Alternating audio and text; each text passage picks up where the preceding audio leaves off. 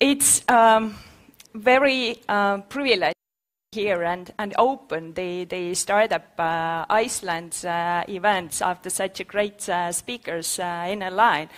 Bala took a risk, Estonian, to be one of the first speakers. I mean, the Estonians with super energetic nations in the world, but I'll do my best. And understand everything related to the flights with Iceland, because I've been in Iceland 4 times, and 3 of those I had massive troubles with the flights. One time when I came here from Boston, I had to fly home, and it was overnight from Boston to here, and then the flight from Reykjavik to Copenhagen took off. I just blacked out, slept, and then the voice came, Baba, fasten your seatbelt while landing. Very good, I was fastening the seatbelt, looking out of the window, snowy mountains. I said, this can't be Copenhagen. So I asked the stewardess coming, I said, where are we? And she said, we're landing in Iceland. I said, we just took off from Iceland. No, it's just some problems with the plane, so we're landing in Iceland. And obviously I missed that the flight didn't go to Copenhagen, so I spent quite many hours, like really like 8 hours in Iceland airport, and the next 2 ones were like that. So I know what it means to fly to Iceland. But yesterday, actually, I had a super different experience from Iceland. Flow VR team took me out on the site. They are here in the audience as well to be the guinea pig of one of their new products. So I love to be the guinea pig because Funderbeam also has been the guinea pig of our own product. And it was very, very different Iceland, what I saw yesterday. I've always loved Iceland, but I love Iceland more. And Flow VR is here, so you can ask about, what is this I've been the guinea pig for? But now I go to the Funderbeam. Everything, you know, starts with a dream. And Iceland has been, for me, one of the dream destinations, always. I don't know why, but because of being a child, and you know, when you're born in the Soviet Union, and everything is closed. Your mindset is closed, your views to the world are closed, and your borders are closed, and everything is closed, and you have some kind of a dream. And one of my dreams was to go to Iceland, to visit this wonderful country, and here I am. So dreams tend to come true. And there are actually 2 types of dreams.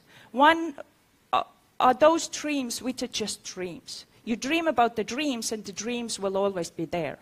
And the other type of the dreams are the dreams you go after. And those who go after the dreams very often become an entrepreneurs. So don't leave the dreams there, lying there. Go and chase after the dreams. And this dream here, chapter 1 from Funderbeam story, there's going to be 6 Funderbeam stories in a row, is the beginning of the Funderbeam. So because I've been working for the government and for the big corporations, and when you're born in such a small country as in Estonia, you have like 3 opportunities for the career.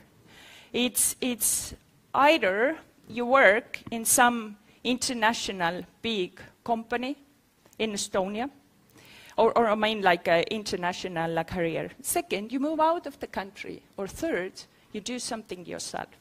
So I took the last one because it's, I told it many times, but I thought I'm going to regret if I don't go after the dream. And this picture here is the first ever Funderbeam picture, 2013 summer in Silicon Valley. It was a crazy thing to go to the Silicon Valley to present the business idea that is 3 weeks old. We had nothing but slides, nothing. And I went there and I pitched in front of the most prominent VCs. Those were the 15 most horrible minutes of my entrepreneur's life.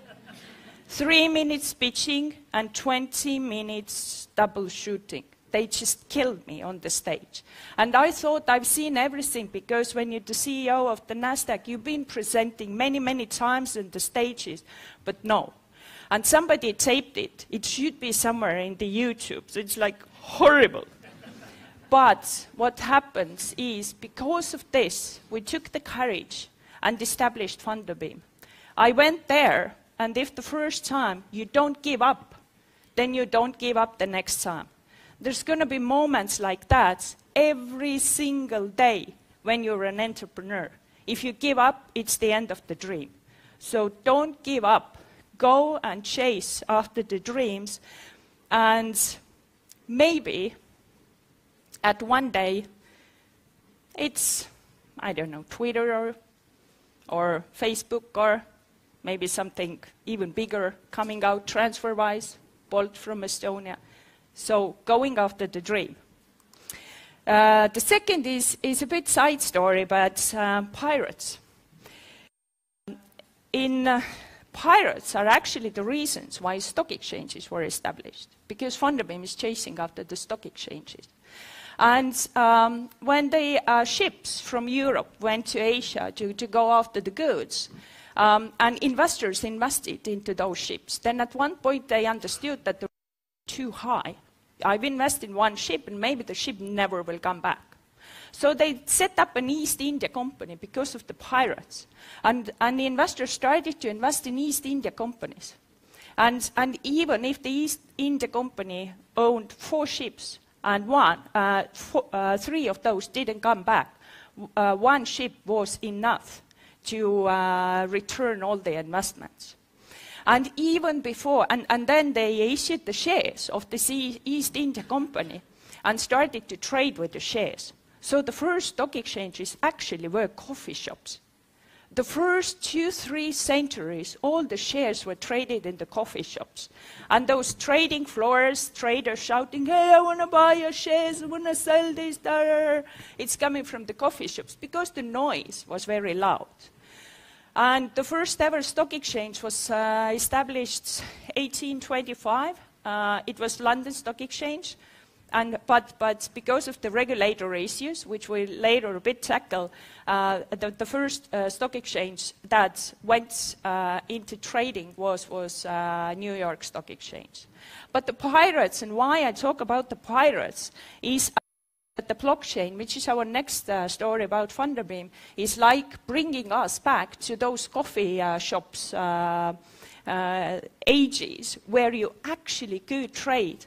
I have shares, I want to buy, and you trade it. If you look at nowadays what is happening in the stock exchanges, there's millions of intermediaries all want to provide you some kind of a service, saying that my shares now belong to you and your money belongs to me. Many, many, many intermediaries. And blockchain, and the beauty of this technology is to provide the trust, saying the same thing, that my shares now belong to you and your funds belong to me.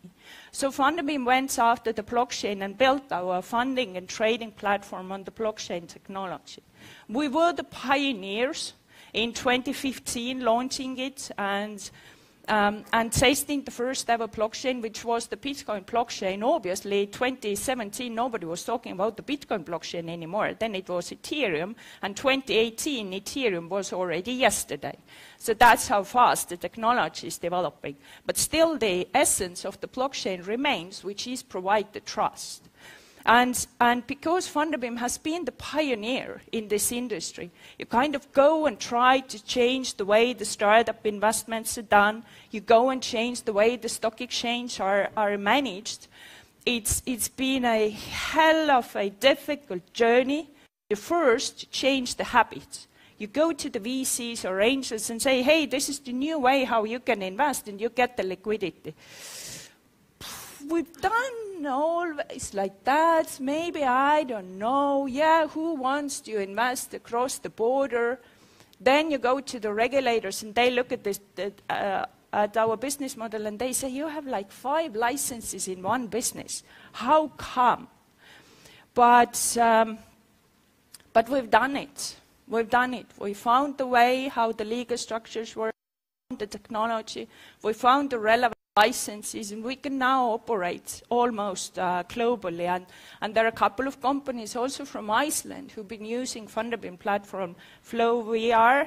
I can't say that lava cheese is from Iceland, but it has very strong Icelandic touch. So super happy. So when you're a pioneer in any kind of industry, it's the most difficult journey. You have to change the habit, you have to explain your business model, you have to explain the business model to the regulators, but on the other hand, it's the most challenging and interesting journey. The power of media, chapter number 3 in Funderbeam. This is Daisoson, and Daisoson is one of our investors, Mistletoe.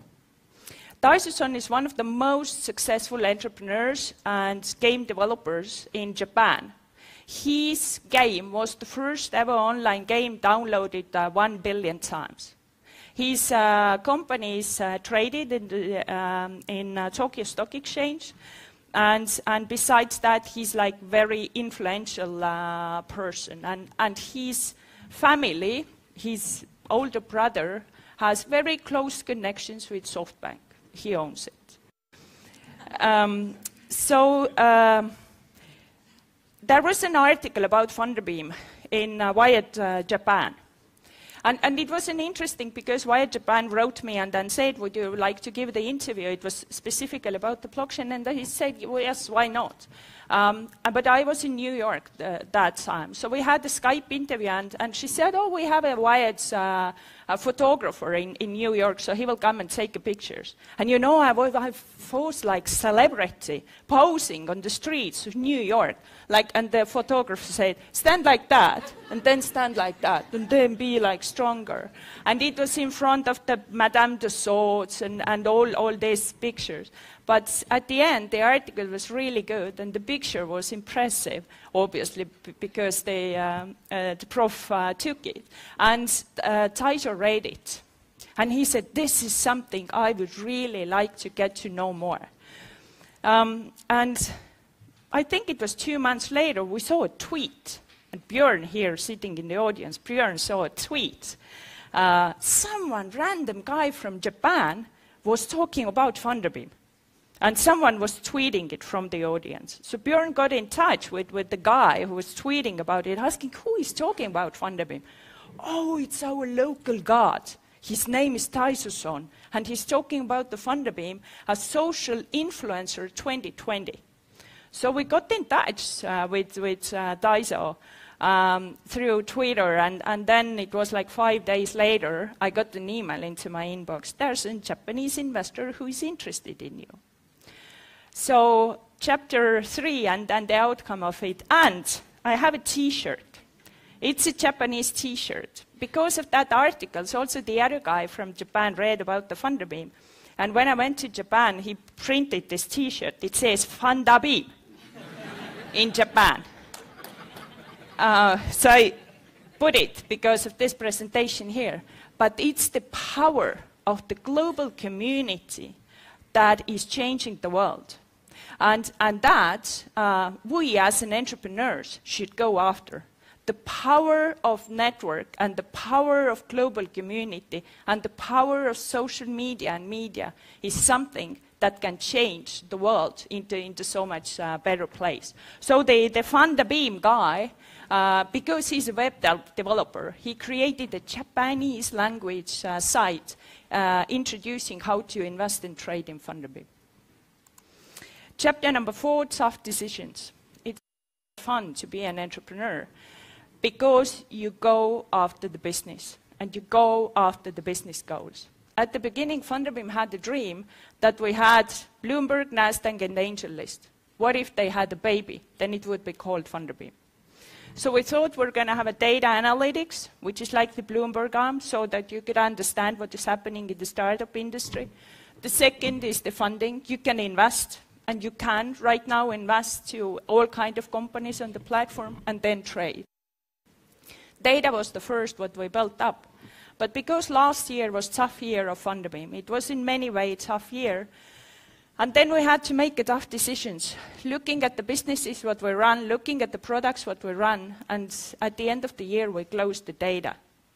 And especially for me, because I'm not the number CEO, I'm the people CEO. It's very difficult to let some of your team members go, especially when you need to let go employee number one. But you have to be strong because the business is business. And actually the business at the end of the day, it's about numbers. It's about how much is coming and how much is going. And the coming one, the revenue one, needs to be bigger than the cost one. That's like the essence of being an entrepreneur. It was very tough here, 2018. A lot of lessons like taking too many markets at the same time and having too little resources. But you do the decision and you have to live with it. But the best you can do, you can keep in touch with those people. Chapter number 5, how is it to be a founder mom? That's the thing as a female entrepreneur. And there's the other thing of being a mom in the entrepreneur. And it's sort of unfair because when you go to the business meetings and when you go to the meetings with the VCs and you only have half an hour, then they start asking about, do you have children? I say yes. Who takes care of the children when you're away? And one of the VCs asked, oh, when did you last see your kids? And I think it's unfair because kids have parents and all the parents have social network around them. And as a male founders, I don't know how many times male founders get the question, do you have kids and who takes care of your kids when you are away? And when I go to the receptions after the business meetings, and then people start talking about, and then all of a sudden they start talking about me, with me, do you have children? Just a bunch of guys talking about the business, and people around me ask, do you have children? So what's wrong with me? So these are actually tiny little things that you as a female entrepreneur with the kids have to go through. But on the other hand, the opportunity what I could give to my kids, inviting them to the tech events to see how I'm speaking on the stage, to understand the technology, to talk to the other entrepreneurs. Now that we live in Singapore because of the business, the kids are going to the international school. This is what I could give them in return. And I don't see them very often because you should see how my marriage is looking like. I have 2 types of marriages. One is WhatsApp marriage and the other is Skype marriage. This is how I talk to my husband. But I know he's there and the kids are taken care of. And he said that if we're going to do it, so I'm going to support you.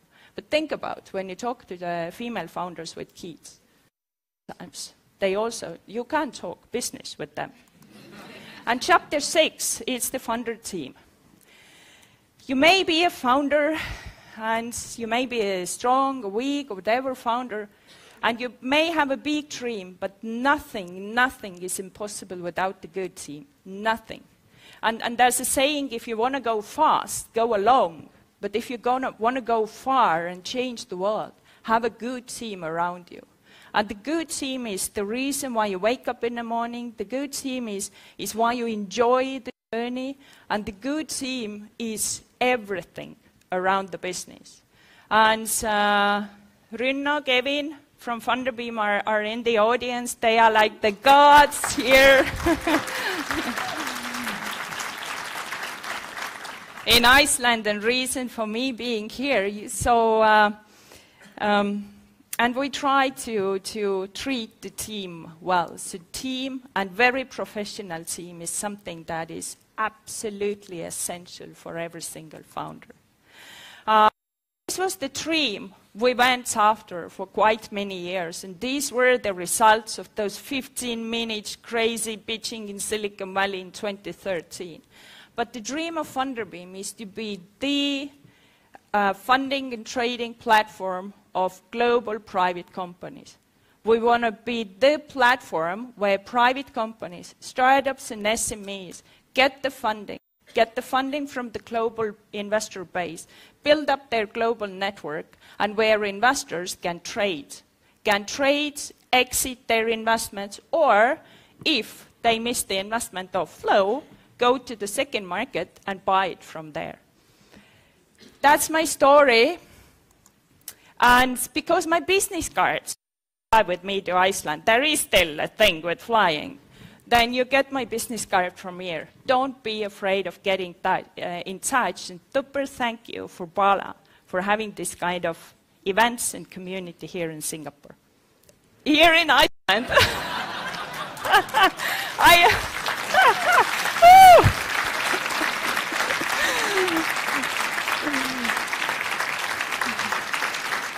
Thanks. The funny thing about the Singapore, because I was yesterday in the nature, and you know it was sun. I got sunburned in Iceland coming from Singapore. So thanks and have a nice day.